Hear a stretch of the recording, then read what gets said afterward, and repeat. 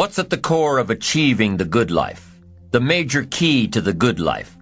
The major key is not in learning how to set goals. It is not in learning how to better manage your time. It is not in mastering the attributes of leadership. Every day in 1,000 different ways, we are trying to improve ourselves by learning how to do things. We spend a lifetime gathering knowledge in classrooms, in textbooks, in experiences. Now, if knowledge is power, if knowledge is the forerunner to success, then why do we fall short of our objectives? Why, in spite of all our knowledge and in spite of our collective experiences, do we find ourselves aimlessly wandering, settling for a life of existence rather than a life of substance? While there may be many answers to this question, the fundamental answer is the absence of discipline. Applying all that we know. That's the key word, discipline. Self-discipline. We might add one more word here, consistent. Consistent self-discipline.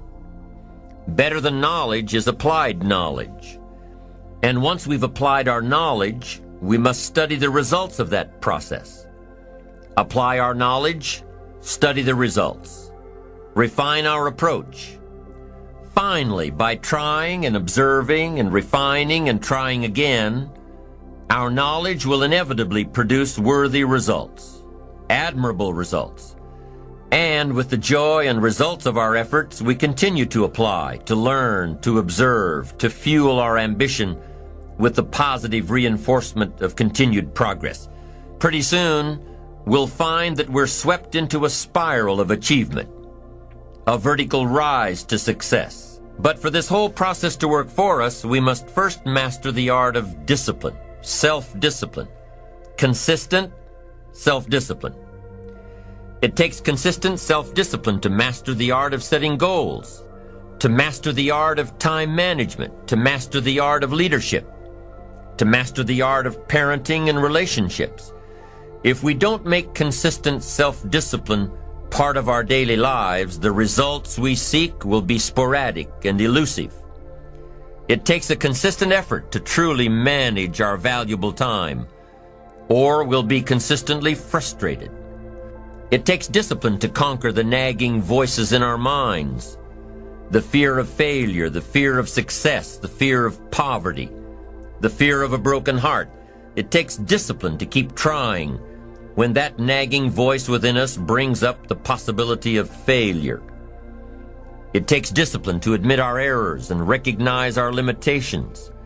The voice of the human ego speaks to all of us. Sometimes the voice of ego says that we should magnify our value beyond our results. It leads us to exaggerate, to not be totally honest.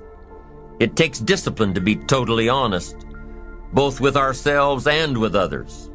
Be certain of one thing: every exaggeration of the truth, once detected by others, destroys our credibility and makes all that we say and do suspect.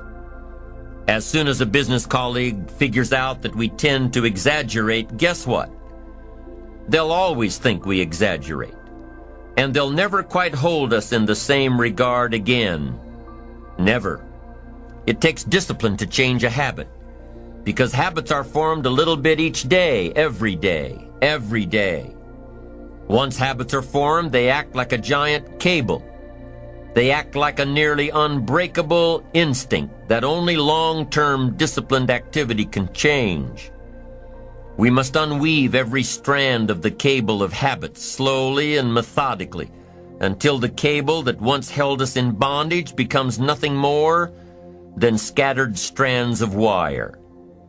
It takes the consistent application of a new discipline, a more desirable one to overcome one which is less desirable. It takes discipline to plan. It takes discipline to execute our plan. It takes discipline to look with full objectivity at the results of our applied plan. And it takes discipline to change either our plan or our method of executing that plan if the results are poor. It takes discipline to be firm when the world throws opinions at our feet. It takes discipline to ponder the value of someone else's opinion when our pride and our arrogance leads us to believe that we are the only ones with the answers. Now, if discipline is the key word and if discipline is the key action, then what exactly is discipline? One good answer might be that discipline is a constant human awareness of the need for action and a conscious act by us to implement that action. If our awareness and our implementations occur at the same time, then we begin a valued sequence of disciplined activity. Now, here's the other side of discipline. If there's considerable time that passes between the moment of awareness and the time of our implementation, then that is called procrastination. Doing it tomorrow instead of today. Procrastination, an almost exact opposite of discipline. The voice within us says, get it done. Discipline then says, do it now. Do it to the best of your ability, today, tomorrow, and always, until finally the worthy deed becomes instinctive. Procrastination says later, tomorrow, whenever I get a chance. In every circumstance we face, we are constantly presented with these two choices. Do it now or do it later. Discipline and procrastination. A choice between a disciplined existence, bearing the fruit of achievement and contentment, or procrastination, the easy life for which the future will bear no fruit, only the bare branches of mediocrity. The rewards of a disciplined life are great, but they're often delayed until some time in the future. The rewards for the lack of discipline are immediate, but they are minor in comparison to the immeasurable rewards of consistent self-discipline. An immediate reward for lack of discipline is a fun day at the beach. A future reward of discipline is owning the beach. For most, we choose today's pleasure rather than tomorrow's fortune. So how can you get rid of the easy distractions? How can you keep your mind on what you're trying to do? How can you keep an attitude of doing it all and doing it now? How can you make the choice of discipline over procrastination? How can you stay focused on your ambitions? You can keep your focus on your work. You can get it done today instead of tomorrow. You've got to really work on your consistent self-discipline on a daily basis, or you'll find yourself distracted. Distracted by negative thoughts, distracted by negative people, and pretty soon, depending on the type of people you've associated with, distracted by your doubts within yourself. Never underestimate the power of influence and associations, and never underestimate the power of your own consistent self-discipline. Now let's take a closer look at discipline, at the 3 steps to becoming disciplined. First, true discipline is not the easiest option. Most people would rather sleep until 10 o'clock than get up at 6. It's easier to go to bed late, sleep late, show up late, leave early. It's easier not to read. It's easier to turn on the television than to open a book. It's easier to do just enough than to do it all. Waiting is always easier than acting. Trying is always easier than doing. Imagine what life would be like if we didn't have to make our bed in the morning, or keep our garage clean, or pay our taxes, or show up for work tomorrow.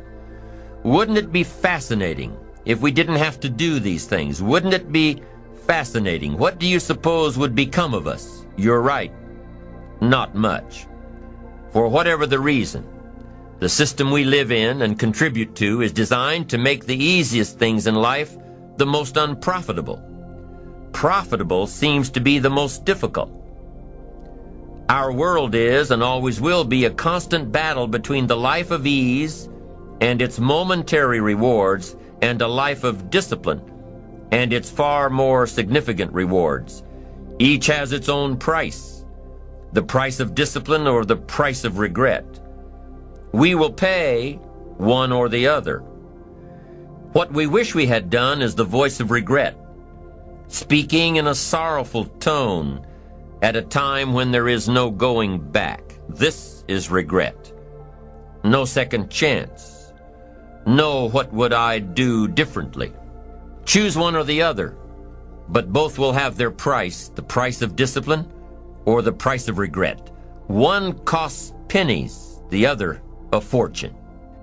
The first lesson of discipline is that it isn't the easiest option.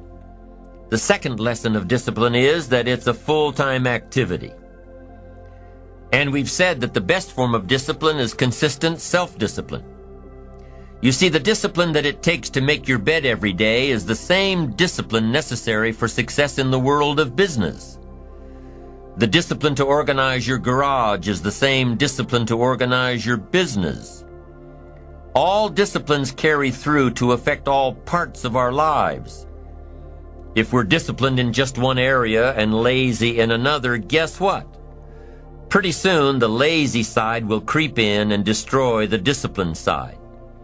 The bad habits in one area of our life will eventually destroy our self-discipline in the areas we've been working on. Consistency cannot be inconsistent. Discipline is the mind being trained to control our lives.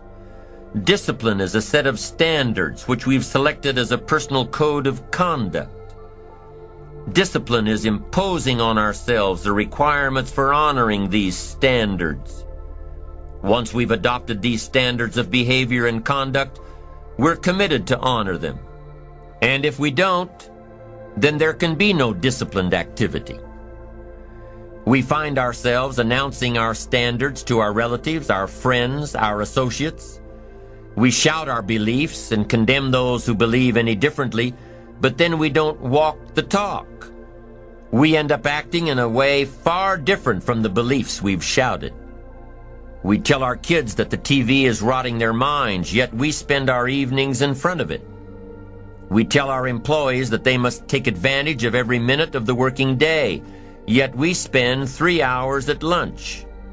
Do as I say, not as I do. This is inconsistent.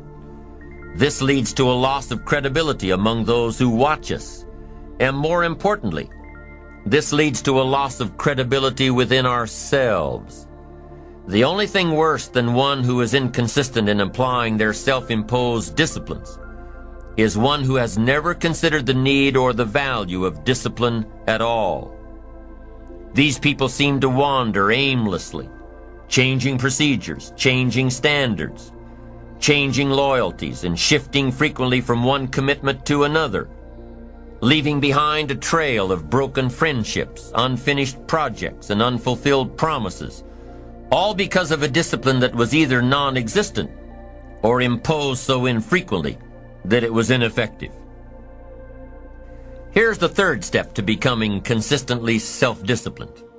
Number one is realizing that discipline isn't the easiest option. Number two, discipline is a full-time activity, day by day, every day. And the third step to becoming self-disciplined is really a philosophy that holds one of life's unique promises. Number three simply says, for every disciplined effort, there is a multiple reward. That's one of life's great arrangements. It's like the law of sowing and reaping. In fact, it's an extension of the biblical law that says if you sow well, you reap well. Now here's a unique part of the law of sowing and reaping.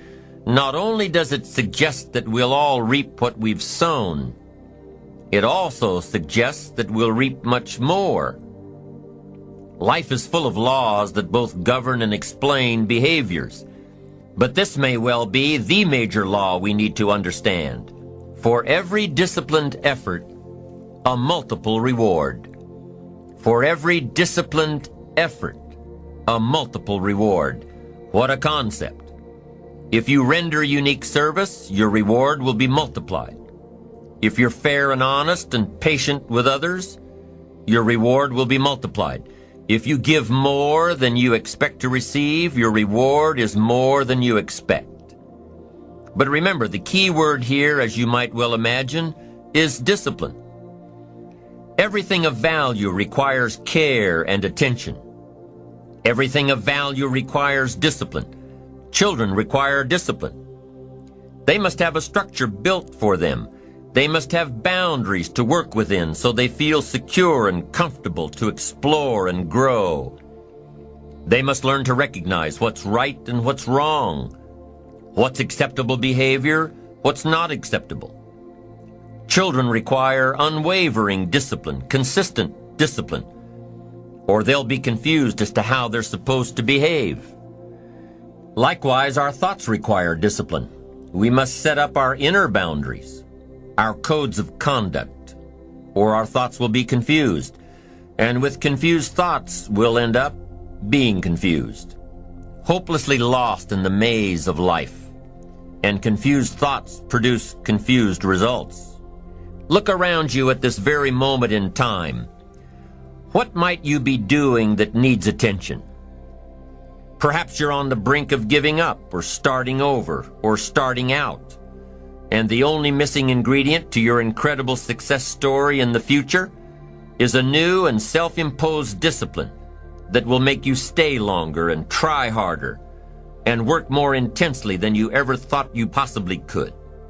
The most valuable form of discipline is the one that you impose on yourself. Don't wait for things to deteriorate so drastically that someone else must impose discipline into your life. Wouldn't that be tragic? How could you possibly explain the fact that someone else thought more of you than you thought of yourself?